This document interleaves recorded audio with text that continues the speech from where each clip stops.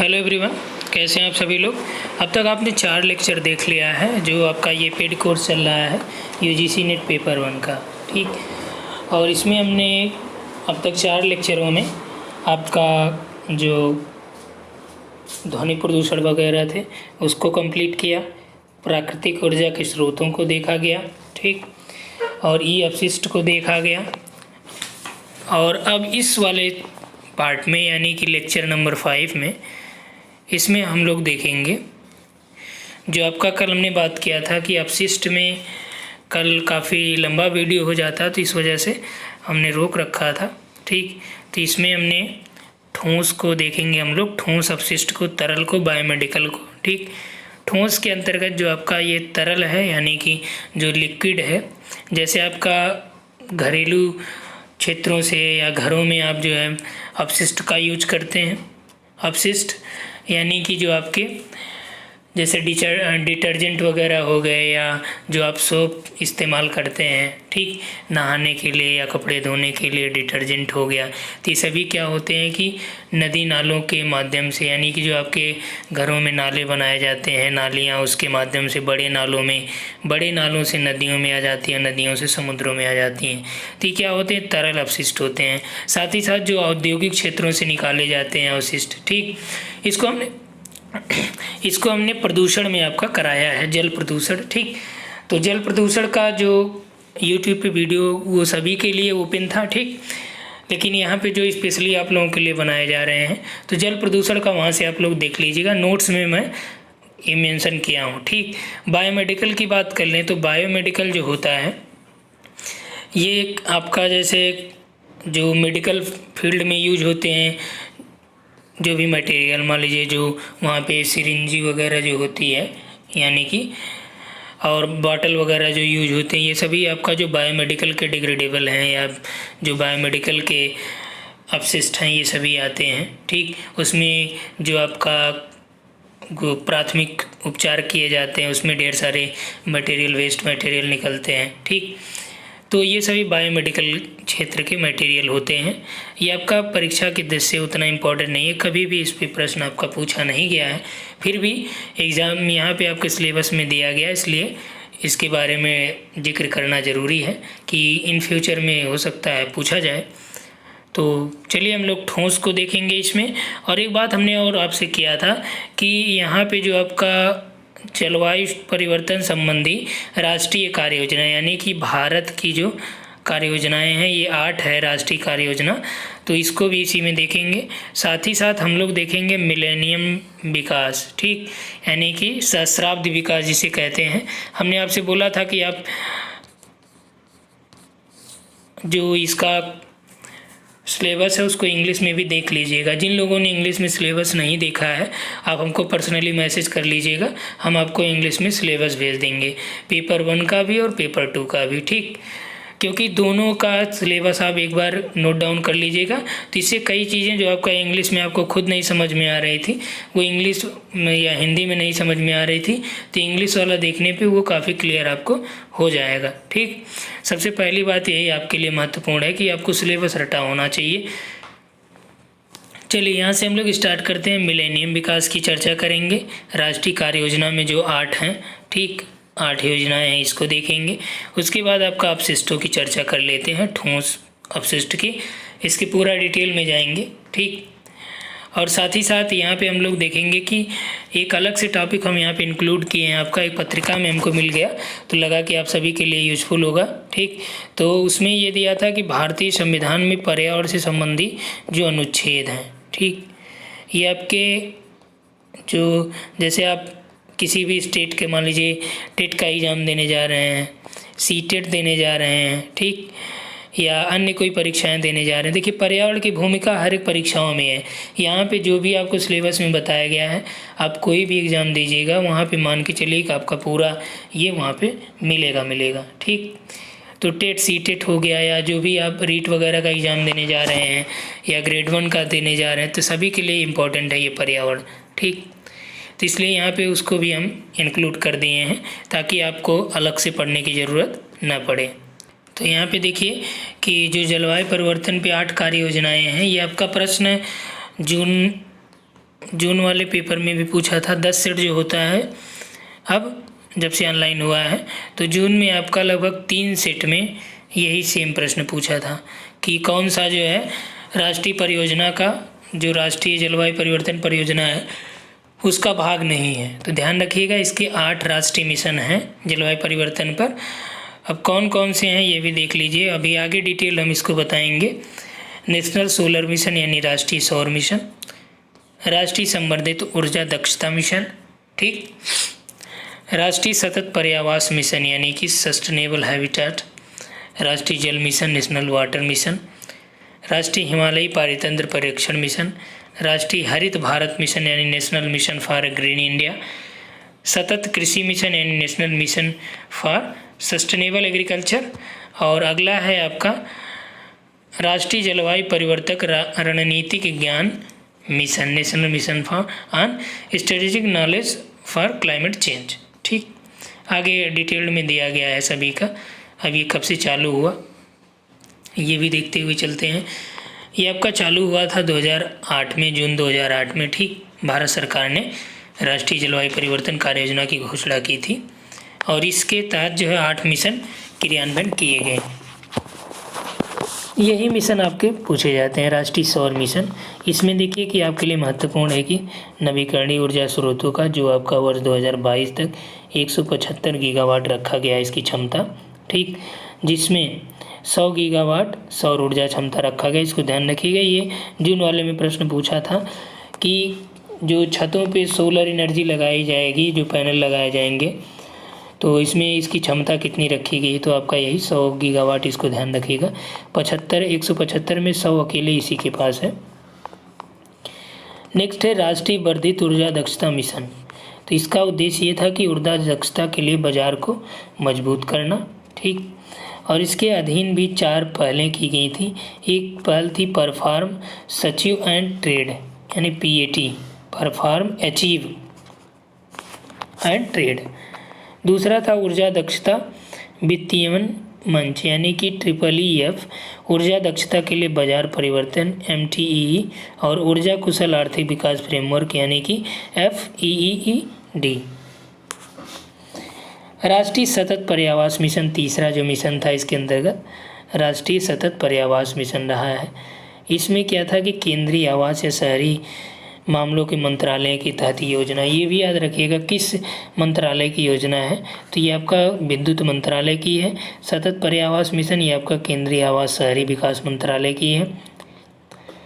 इस मिशन का उद्देश्य मकानों में ऊर्जा दक्षता सुधार, ठोस अपशिष्टों के प्रबंधन और सार्वजनिक परिवहन की ओर उन्मुखता, ठीक। राष्ट्रीय जल मिशन ये आपका जल मंत्रालय के तहत था। इसमें जल संरक्षण और पानी बर्बादी रोकना इसका उद्देश्य सुनिश्चित किया गया था और इसमें किया गया कि 20% सुधार का लक्ष्य रखा जाए। नेक्स्ट है राष्ट्रीय ग्रीन इंडिया। जो ग्रीन इंडिया मिशन था 2014 में प्रारंभ किया गया और इसका उद्देश्य वन या गैर वन वाली भूमि पर 50 लाख हेक्टेयर के वनों पेड़ों को बढ़ाना तथा अन्य 50 लाख हेक्टेयर जैसे कुल 10 लाख वन क्षेत्र की गुणवत्ता को सुधारना है। जैव विविधता, हाइड्रोलॉजिकल सेवाएं, कार्बन में कमी आदि जो है या पारितंत्र पर निर्भरता, वनों पर निर्भर रहने वाले लगभग 30 लाख परिवारों की कमाई को बढ़ाना था और 2020 तक लगभग 50 से 60% टन यहाँ पे CO2 की कटौती भी करनी थी। अगला है छठा जो सतत हिमालय पारितंत्र राष्ट्रीय मिशन। ये आपका केंद्र सरकार ने हिमालय पारितंत्र को बचाने के लिए किया था 28 फरवरी 2014 को। इसके तहत हिमालय क्षेत्र में जो ग्लेशियर है उसको बचाया जाए और विभिन्न जो गतिविधियां हैं या प्राकृतिक आपदाएं हैं, प्रबंधन है, ठीक, तो जैव विविधता को बचाने के लिए, उसकी सुरक्षा के लिए, ठीक, इस मिशन को लागू किया गया था। और इसके तहत जो हिमालय क्षेत्र में रहने वाले जीव हैं या मानव हैं, ठीक, समुदाय है, तो उसको भी जलवायु परिवर्तन के प्रभाव से बचाया जाए, ठीक। इस अभियान के तहत आपका जम्मू कश्मीर, हिमाचल प्रदेश, उत्तराखंड, सिक्किम, अरुणाचल, नागालैंड, मणिपुर, मिजोरम, त्रिपुरा और मेघालय जैसे जो पर्वतीय क्षेत्र हैं, ठीक, साथ ही साथ असम और पश्चिम बंगाल में भी इसको शामिल किए गए थे। राष्ट्रीय सतत कृषि मिशन नेक्स्ट है 7वां और यह मिशन आपका 2014-15 से संचालन में है। इसका उद्देश्य कृषि को और अधिक उत्पादक या सतत बनाना, ठीक। और इसके घटक के रूप में ऑन फार्म वाटर मैनेजमेंट की शुरुआत भी की गई थी। जल परिवर्तन के लिए रणनीतिक ज्ञान पर राष्ट्रीय मिशन, ठीक। अगला है, तो इसमें क्या है कि इस मिशन के तहत शोध और तकनीकी को वैश्विक स्तर पर सहयोग देना और जलवायु परिवर्तन के विभिन्न पहलुओं पे जो उच्च गुणवत्ता के केंद्रीय शोध संस्थान का वित्तीयन भी करना इसका मिशन का लक्ष्य रखा गया था, ठीक। अगला आपका MDG है, यानी कि मिलेनियम डेवलपमेंट गोल। ये आपका यूएनओ के द्वारा सन 2000 में इसकी स्वीकृति दी गई थी, लेकिन जो आपका लक्ष्यों का निर्धारण किया गया था ये 1990 को बेसिक ईयर मान के किया गया था, ठीक। अब तक काफ़ी इस पे प्रश्न आ चुके हैं, ये भी आप याद रखिएगा। संभावना है 1990 पूछा जाए कि आधार वर्ष कब रखा गया था MDG का, तो 1990 ध्यान रखिएगा, ठीक। ये लक्ष्य सन 2000 से लेकर 2015 तक ही ये कार्यान्वयन में थे, यानी 15 वर्षों के लिए ये चालू किए गए थे। और इसी के बाद आपका आया था सतत विकास, ठीक। सतत विकास का जो कॉन्सेप्ट आया ये आपका 2015 के बाद आया है, यानी कि 2016 से 2030 तक इसके लक्ष्य चलेंगे, ठीक। हालांकि इसकी संकल्पना बहुत पहले से ही आ गई थी, सतत विकास या सस्टेनेबल डेवलपमेंट की। सहस्राब्दी विकास के 8 लक्ष्य हैं, ठीक। ये आपके प्रश्न पूछे गए हैं UGC में। पहला लक्ष्य है, ये भी याद रखिएगा लक्ष्यों को भी, किस पे कौन सा नंबर है। भुखमरी व गरीबी को समाप्त करना इसमें प्राथमिकता है। सार्वभौमिक प्राथमिक शिक्षा प्रदान करना, लैंगिक समानता को बढ़ावा देना और महिलाओं को और सशक्त बनाना, बाल मृत्यु दर में कमी लाना। क्योंकि यहाँ पे जो प्रश्न पूछेगा उसमें ये पूछा था कि निम्न में से कौन सा MDG लक्ष्य में शामिल नहीं है। अब लक्ष्य में शामिल नहीं है इसका तात्पर्य ये कि आपको जो 4 ऑप्शन दिए गए हैं 4 में से 3 आपको आने चाहिए। 3 तभी आएगा जब ये 8 लक्ष्य आपको याद रहेंगे, ठीक। नेक्स्ट है मातृत्व स्वास्थ्य सुधार लाना और मातृ मृत्यु दर में कमी करना। HIV एड्स मलेरिया अन्य जो संचारी रोग हैं उसके प्रति प्रतिरक्षा उत्पन्न करना, पर्यावरणीय सततता सुनिश्चित करना, विकास हेतु वैश्विक सहयोग व साझेदारी का विकास करना, ठीक। ये आपके 8 लक्ष्य रहे हैं, ये MDG के सहस्राब्दी विकास लक्ष्य या मिलेनियम डेवलपमेंट गोल रहे हैं, ठीक। इसको आपको याद रखना है।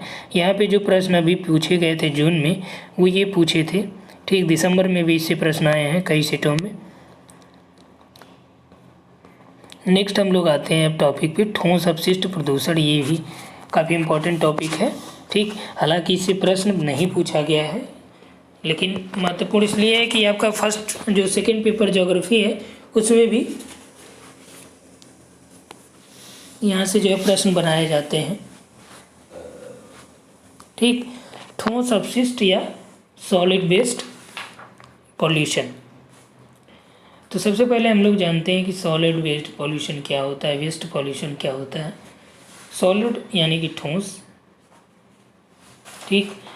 तो जो आपके पॉल्यूशन होते हैं उसमें जो ठोस पदार्थ होते हैं, जैसे मान लीजिए कांच हो गया, शीशा हो गया, ठीक, जो उपयोग के बाद इनका कोई मतलब नहीं रह जाता। जैसे मान लीजिए आपके पास कांच का कोई बॉटल है या उसमें कांच की कोई कुछ चीज़ें आपने लिया है, अब वो चीज़ें ख़त्म हो गई तो उसका आप यूज़ नहीं करेंगे ना। जो प्लास्टिक का मान लीजिए डिब्बा हो गया, कांच का बॉटल हो गया, तो उसे आप कहीं फेंकेंगे, तो ये आपका ठोस अपशिष्ट के अंतर्गत शामिल किए जाते हैं, ठीक। और ये आसानी से आप खुद जानते हैं कि ये आसानी से ख़त्म नहीं होते, यानी कि ये डिग्रेडेबल नहीं होते हैं आसानी से। डिग्रेडेबल का मतलब ये हो गया, बायोडिग्रेडेबल का मतलब कि जैसे जो डिकम्पोज ही नहीं हो पाते, यानी सड़ गल नहीं पाते हैं। शीशे को तो आप सड़ा नहीं सकते ना, बॉटल या डिब्बा, ठीक।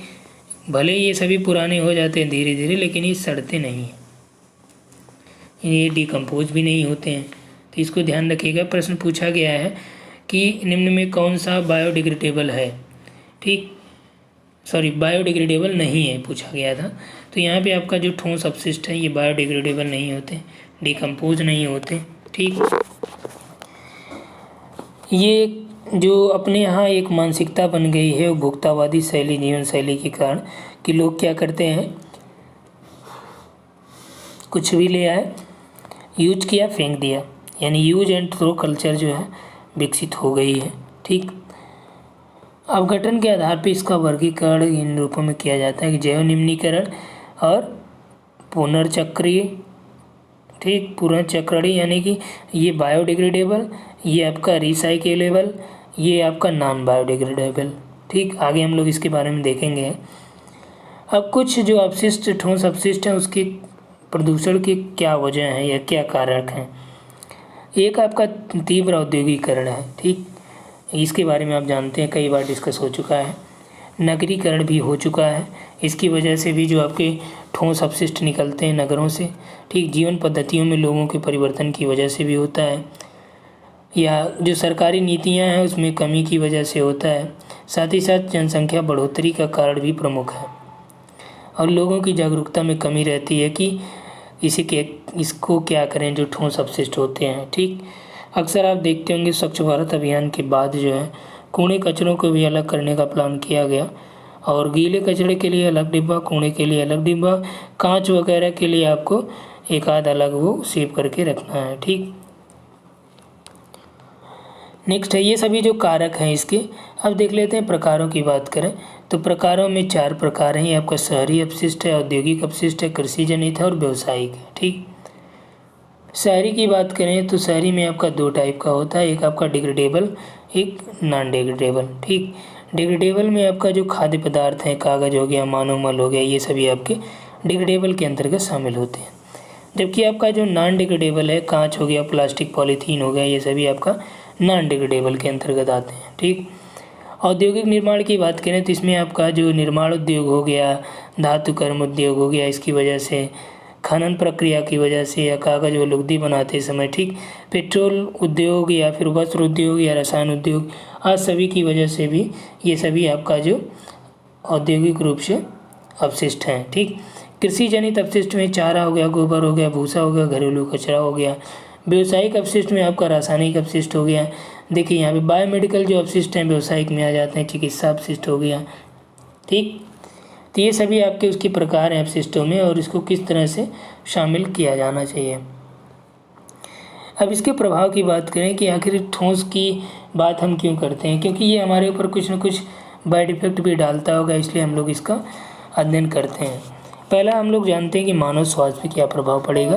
तो मानव स्वास्थ्य की बात करें तो त्वचा में संक्रमण होगा, लैंडफिल से त्वचा व आँखों में संक्रमण हो जाएगा। ठीक, भस्मीकरण संचालकों में श्वसन रोग और कैंसर का भी जोखिम रहता है।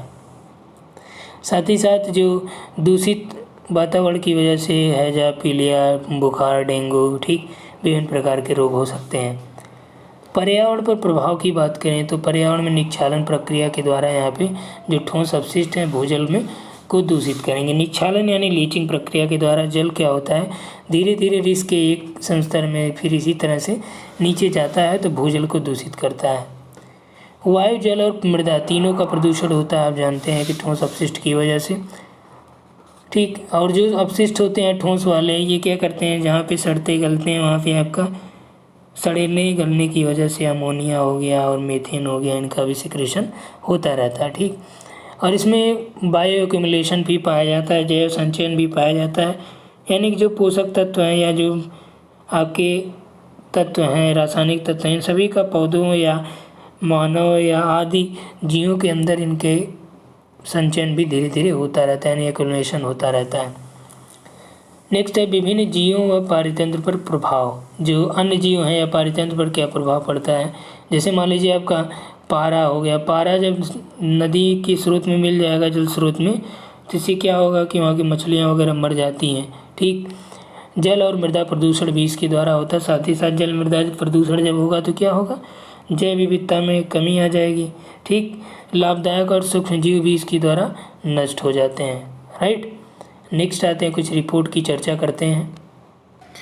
यहाँ पे एक बात आपको ध्यान रखनी है कि जो भी वीडियो यहाँ पे प्रोवाइड कराए जा रहे हैं आप इसको देखिएगा और अपने अकॉर्डिंग सॉल्व भी करिएगा। ठीक, और साथ ही साथ यहाँ पे जो भी वीडियो प्रोवाइड कराए जा रहे हैं, मान लीजिए 30 मिनट के वीडियो हो गए, 45 मिनट का लेक्चर हो गया, या किसी दिन 1 घंटे का भी लेक्चर प्रोवाइड करा दिया जाता है। ठीक, तो यहाँ पे जो डेली बेसिस पे आपको प्रोवाइड कराया जा रहा है, तो हम आपका जो 15 मई ठीक टारगेट करके चल रहे हैं सिलेबस का। अभी इधर जो आपका थोड़ी व्यस्तता होने की वजह से प्रॉपर आपको 1 घंटे 2 घंटे 3 घंटे की क्लासेस नहीं अवेलेबल हो पा रही हैं, ठीक, क्योंकि आप लोगों का नोट्स भी प्रिपेयर करवाना है ज्योग्राफी का। और जो भी लोग यहाँ पे पेड कोर्स फर्स्ट पेपर का लिए हैं तो उनके लिए विशेष यहाँ पे ऑफ़र भी उपलब्ध रहेगा। साथ ही साथ एक उनके लिए अलग से ग्रुप कुछ दिन में बना देंगे, 2-4 दिन में, ठीक। तो उसमें हम क्या करेंगे कि जो भी यूट्यूब पे हम आपको वहाँ पे प्रैक्टिस करा रहे हैं, जैसे मान लीजिए आपका मैप वाला चल रहा है तो मैप पे जो भी प्रैक्टिस कराया जाएगा उसका PDF आपको वहाँ पे दे दिया जाएगा, ठीक, उस ग्रुप में। उसमें केवल वही लोग शामिल रहेंगे, तो उसमें 15-15 लोगों का ग्रुप बना देंगे जो लोग पेड कोर्स लिए हैं, ठीक। तो अलग अलग बनाने से ये फ़ायदा रहेगा कि जो भी है उसको हम ओनली एडमिन कर देंगे, तो ये फ़ायदा रहेगा जो भी मैं भेजूंगा तो केवल वही उसमें शामिल रहेगा, ठीक। और डिस्कशन के लिए फर्स्ट पेपर का डिस्कशन का एक ग्रुप बनाऊंगा जिसमें हम लोग केवल डिस्कशन करेंगे और दूसरा ग्रुप रहेगा उसमें केवल स्टडी मटेरियल या प्रैक्टिस सेट भेजे जाएंगे, ठीक। तो इससे फ़ायदा ये होगा कि आपका जो डिस्कशन का ग्रुप है उसमें केवल डिस्कशन हो जाएगा, तो उससे कोई दिक्कत नहीं होगी। और जो PDF वाला ग्रुप रहेगा तो इसमें आपको ये फ़ायदा रहेगा कि जो भी PDF भेजा गया जब आपको टाइम मिले, जब या वीडियो जो भी भेजा गया जब आपको टाइम मिलेगा तो आप यहाँ पे इसको देख भी पाएंगे, ठीक। चलिए यहाँ पे बेसिक रिपोर्ट की बात करें 2018 की, तो इसका जो टाइटल था ये है what a waste 2.0 a global snapshot of solid waste management to 2050, ठीक, 2050।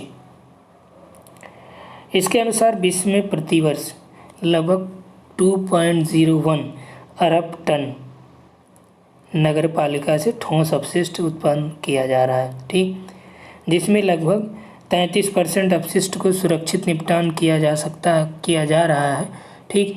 साथ ही साथ निकट भविष्य में उम्मीद है कि इस तरह से यदि बढ़ता रहा ये तो और कम होता जाएगा, 70% के आसपास हो जाएगा, ठीक। और जो आपका अपशिष्ट ये है ठोस अपशिष्ट, तो इसमें खाद्य पदार्थ की मात्रा लगभग 44% है और 17% के आसपास आपका कागज़ है, 12% आपका प्लास्टिक है, ठीक। यदि भारत के संदर्भ में बात किया जाए तो यही सबसे ज़्यादा, भारत में आपका 48% कार्बनिक अपशिष्ट के रूप में है, ठीक, 8% केवल कागज़ है, परंतु इनकी संग्रहण और एकत्रण क्षमता मात्र 75% ही है, ठीक। पिछड़े जो देश हैं वहाँ पे लगभग 90% से अधिक कचरा गैर प्रतिबंधित है और इन देशों में कचरा प्रबंधन की जो लागत है वह नगर पालिका बजट का लगभग 20% तक हो सकता है। भारत के संदर्भ में यदि बात करें तो 2016 की एक रिपोर्ट है, उसको मद्देनज़र रखते हुए ये कहा जा सकता है, उसमें ये दिया था कि 22.66 मिलियन टन, ठीक, मिलियन टन अपशिष्ट जो है भारत में वर्ष 2016 में उत्पादित किए यानी पाए गए थे, इसका इतना उत्पादन हुआ था, ठीक। और इसको लगभग जो नियोजित किया गया निपटान के रूप में डंपिंग और जलाया गया तो लगभग 85% का डंपिंग अच्छे तरीके से किया गया है, ठीक। अब बात कर लें उपचारों की, तो उपचारों में आपका रिड्यूस, रीयूज़, रिसाइकिल, RRR, एक बार मोदी जी ने भी इसका जिक्र किया था, ठीक। तो ये RRR जो कॉन्सेप्ट है कि रिड्यूस, रीयूज़ एंड रिसाइकिल, ये पर्यावरण के लिए मोस्ट इम्पॉर्टेंट है। जब आपका आपदा प्रबंधन आए या जो भी आपके प्रबंधन से संबंधित जहाँ भी पर्यावरण प्रबंधन की बात किया जाए, पर्यावरण संरक्षण की बात किया जाए तो आप RRR याद रखिएगा, ठीक। उसके बाद है डिस्पोजल, तो RRR में पहला जो आपका है रिड्यूस, इसको आप यहाँ से जान लीजिए कि रिड्यूस का मतलब क्या होता है। रिड्यूस यानी कि आपका निम्नीकरण, ठीक। निम्नीकरण अर्थात मानव को अपनी आवश्यकता अनुसार ही पदार्थों का उपयोग करना चाहिए। उद्योगों से जो भी अपशिष्ट की मात्रा निकल रही है उसको निर्धारित कर देना चाहिए। इससे क्या होगा कि जो अपशिष्ट हैं, ठीक, इनका प्रबंधन सरलता से किया जाएगा और इनमें कमी लाई जाएगी, यानी कि इसका रिड्यूस हो। अगला है रीयूज। रीयूज यानी पुनः प्रयोग। जैसे मान लीजिए आप कोई वस्तु को फेंकते हैं ठीक। फेंकने के बाद पुनः उसका उपयोग करते हैं, तो इसी उपयोग संस्कृत को बढ़ावा दिया जाने की ज़रूरत है पर्यावरण संरक्षण के लिए। ठीक, तो इसे ही हम लोग रीयूज़ कहते हैं। ऐसे उत्पादों का उत्पादन किया जाना चाहिए या नियंत्रण लगा देना चाहिए जो केवल सिंगल यूज में लाई जाती हैं। जैसे मान लीजिए आपका कोई प्लास्टिक का बॉटल हो गया, या जो आपका पेन बनाई जाती है, जो आप 2 रुपये या 3 रुपये की जो पेन आपको मिलती है, जिसको आप लिख लेते हैं, और लिक्को फिक्को भी कहा जाता है उसको, ठीक, यूज एंड थ्रो भी कहा जाता है उसे। तो वो जो पेन आती है तो इसको भी लगाम लगाना चाहिए, क्योंकि ये भी आपका जो पेन होगी ये भी आपका ठोस अपशिष्टों के अंतर्गत ही शामिल की जाएगी, और ये आपका प्लास्टिक अपशिष्ट के अंतर्गत आ जाएगा, क्योंकि ये डिग्रेडेबल भी नहीं होगा, यानी कि डिस्पोज भी नहीं होगा। जो आपका पेन वगैरह है इसको भी रोक लगाना चाहिए, क्योंकि ये एक बार यूज करके फेंक देना है। ऐसे पेन का उपयोग करना चाहिए जो आपका एक से अधिक बार यूज में लाया जा सके। ठीक, इसी तरह से जो आपका सिंगल यूज प्लास्टिक है उस पर भी प्रतिबंध लगा दिया गया है। अगला है रिसाइकलिंग यानी पुनर्चक्रीकरण। पुनर्चक्रीकरण में क्या होता है कि इस विधि के अंतर्गत जो ठोस कचरे हैं उनको पुनः उद्योगों में कच्चे माल के रूप में प्रयोग लाया जाता है और नई वस्तु का निर्माण किया जाता है। इससे क्या होगा कि जो उत्पाद हैं उनके निर्माण में कच्चे जो माल हैं उसको कम पड़ते हैं, और इस प्रक्रिया के द्वारा जो अपशिष्ट है उसमें भी कमी आ जाती है। ठीक, अगला जो है ये आपका है डिस्पोजल यानी कि निस्तारण। निस्तारण कैसे किया जाए? निस्तारण की कई विधियाँ दी हैं। ठीक, समुद्री डंपिंग, ताप अपघटन, भस्मीकरण, भूमि भराव और जैव निर्माण। पहले भूमि भराव की बात करें तो भूमि भराव का मतलब ये है कि जिन अपशिष्टों का पुनर्चक्रीकरण संभव नहीं है उन्हें इस स्थिति में जो ज़मीन में गड्ढा खोदकर या खाली स्थान पर ढेर के रूप में डाल दिया जाता है। ठीक, ये लैंडफिल के समीप रहने वाले लोगों के स्वास्थ्य पर बुरा प्रभाव उत्पन्न कर सकता है, क्योंकि इस क्षेत्र की वायु जो है वो आपका प्रदूषित होती है और गैस भी वैश्विक तापन में योगदान देती है भूमि भराव में। ठीक, अगला है आपका जो डंपिंग। ठीक, डंपिंग में क्या है? ओशन डंपिंग में इसमें मान लीजिए जो आपके नाभिकीय या रासायनिक कचरे होते हैं, इसके पहले हमने आपसे बात किया था रेडियो एक्टिव वाले प्रदूषण में, कि जो आपके बड़े बड़े रिएक्टरों से कचरे निकलते हैं रेडियो एक्टिव, इसको क्या किया जाता है बड़े बड़े कंटेनरों में भर के और कंटेनरों में बंद करके समुद्र की तली में डाल दिया जाता है। तो आप सोचिए कि समुद्र को कितना प्रदूषित हम लोग कर रहे हैं। ठीक, भले अपने यहाँ से साफ कर रहे हैं लेकिन कंटेनर जो रेडियो एक्टिव है उसमें डाल रहे हैं। मान लीजिए वो रेडियो एक्टिव कंटेनर जो है उसमें लीक हो गया, लीकेज हो गई, तो जो समुद्री जीव हैं उन पे पूरा असर पड़ेगा और पूरा समुद्री पारितंत्र पे भी असर पड़ेगा। ठीक, साथ ही साथ तीसरा जो देखेंगे भस्मीकरण। इसमें क्या होता है कि जो ठोस कचरे हैं उसको हाई टेम्परेचर पे ले जाया जाता है। ठीक, और हाई टेम्परेचर पे ले जाके उसे जला दिया जाता है, और उसके बाद जो है जो राख या गैस बचती है उसको विद्युत संयंत्रों में प्रयोग किया जाता है या उर्वरक के रूप में इसका यूज किया जाता है। ठीक, इसे खतरनाक कचरा भी कहा जाता है। और इसी तरह से जो खतरनाक कचरे में आपका जो जैविक चिकित्सा अपशिष्ट है, बायोडिग्रेडेबल अपशिष्ट है, उसका भी निपटान इसी पद्धति में यानी व्यवहारिक पद्धति के रूप में किया जाता है। ठीक, अगला है जो आपका वो है जैव उर्वरक निर्माण। जैव उर्वरक निर्माण की बात किया जाए तो इसके अंतर्गत जो जैव विघटनीय पदार्थ को अलग अलग जीवाणु या सूक्ष्मजीवों के छिड़काव के माध्यम से सड़ाकर उर्वरक के रूप में परिवर्तित कर दिया जाता है, जो कार्बन और नाइट्रोजन की समृद्धि करते हैं। ठीक, लेकिन यह विधि केवल कार्बनिक कचरे के लिए ही प्रयोग में लाई जाती है। अगला है आपका ताप अपघटन विधि या पायरोलिसिस। इसमें क्या होता है कि इस विधि में ऑक्सीजन की अनुपस्थिति में, ठीक, या ऑक्सीजन की नियंत्रित मात्रा में अपशिष्टों को जलाया जाता है, और इस विधि में चारकोल हो गया, एसीटोन हो गया, ईंधन आदि का उत्पादन भी होता है। आगे है कुछ एक्ट दिए गए, अधिनियम दिए गए हैं। नगर पालिका ठोस अपशिष्ट अधिनियम सन 2000। ठीक, नगर पालिका, इसमें लिखा नहीं गया है, ठोस अपशिष्ट अधिनियम 2016। पहली बार इसे 2016 में, यानी नियम 2000 में पहली बार वर्ष 2016 में सुधार किया गया, जिसके अंतर्गत कुछ प्रावधान किए गए थे। क्योंकि ये जो नगर पालिका ठोस अपशिष्ट है, ठीक, नगर पालिका ठोस अपशिष्ट है, इस एक्ट को बनाया गया था सन 2000 में ही, ठीक। संशोधन इसका 2016 में किया गया। संशोधन के बाद कुछ चीज़ें इसमें अलग से जोड़ी गई कि अधिक मात्रा या संस्थानिक जो कचरा उत्पादन है, बाजार हो गया, होटल हो गया, रेस्टोरेंट हो गया, ठीक, अपशिष्टों के लिए छटाई के प्रति ये खुद ही उत्तरदायी है। और यही साथ में प्रबंधन साझेदारी के नियम भी बनाए, ठीक। कई स्वयं सहायता समूहों का गठन भी किया गया, पेनाल्टी भी इसमें लगाई जाती है। और इसमें जैसे आपका अधिकार क्षेत्र में इसके रेलवे स्टेशन, हवाई अड्डे, बंदरगाह, नगर निगम, रक्षा प्रतिष्ठान या ईजेड हो गया, ठीक, ये सभी इसके अंतर्गत आते हैं। अगला जो है आपका ठोस अपशिष्ट प्रबंधन अधिनियम सन 2016 में चालू किया गया। निर्माण विध्वंस अपशिष्ट प्रबंधन अधिनियम 2015 का है। बायोमेडिकल वेस्ट मैनेजमेंट एक्ट सन 2016 का है, ठीक। प्लास्टिक कचरा प्रबंधन अधिनियम भी 2016 का ही है, ठीक।